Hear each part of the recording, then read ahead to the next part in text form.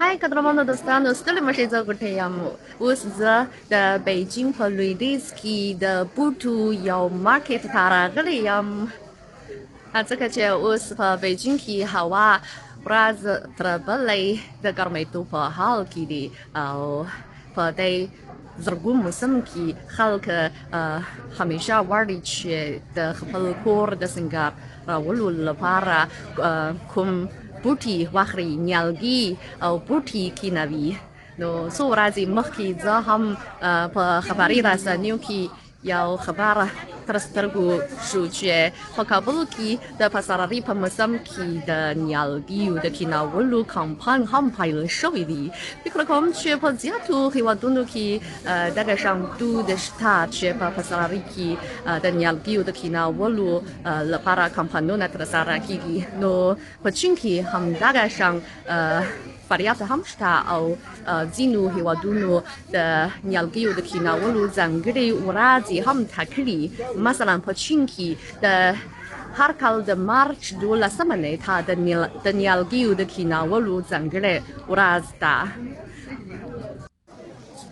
مونږ اوس د ځنګلونو بوټو سیمو ته راغلي یو دغه لوی ترار په لسګونو عرفو ویشل شوی او په هر یوې عرفې کې یې ډول ډول بوټي د پلور لپاره ایښودل شوي دي ځینې یې کوچني دي او پر میزونو کېښودل کېږي تاسې ګورئ داسې ټول ښکلي بوټي په کوچنیو ګلدانیو کې کېنول شوي دي او پر میز باندې کېښودل کېږي فکر کوم چې دلته له سلو نه زیات ډولونه بوټي شته دي پلورل کېږي او بیې یې هم بېلابېلې دي ځکه ډېر مشتریان لري او دوکانونو کې یې ګڼه ګوڼه وي نو خاوندان پر دغو کاغذي تختو د بوټو بیې لیکلي دي او مشتریان یې پخپله انتخابولی شي د دغه شان کوچنیو بوټو بیې له شاوخوا 10 یوانو څخه تر 13 یوانو پورې وي چې له 150 افغانیو څخه تر 450 افغانیو پورې کېږي په دغې سیمې کې لوی بوټي لیدل کېږي ځکه چې لوی وي نو بیې یې هم لوړې دي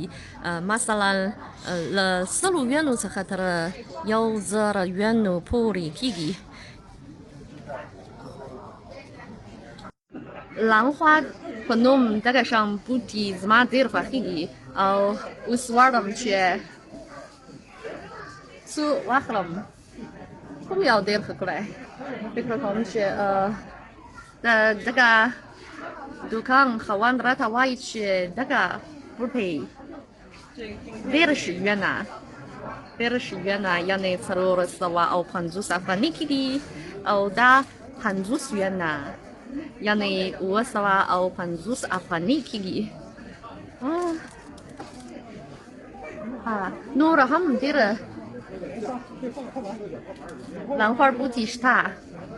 او بیې یې هم بېلابېلې دي څنګه دغه بوټی ښکلی دی او دا ونځو نومیږي او یو یې 10 یوانه ده یعنې 150 افغانۍ کېږي زه یې اخلم او بلې خوا همغه او سپین رنګ او نور ګلابي رنګ ډېر رنګونه ګلونه هم شته بوټي هم شته او زه غواړم یو بل یې هم واخلم بیه یې هم 10 یوانه یو دی دغه رنګونه زما ډېر خوښېږي نو غواړم یو یې واخلم 10 یوان اوس یو بل بوټی انتخابوم زه به یې واخلم او 10 یوانه یو یې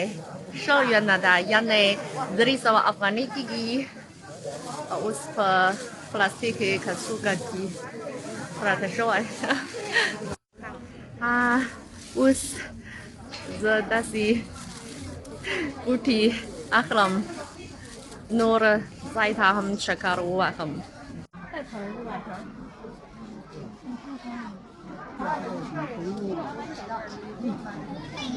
然后水培以后就长叶子了。 زما په اند که څه هم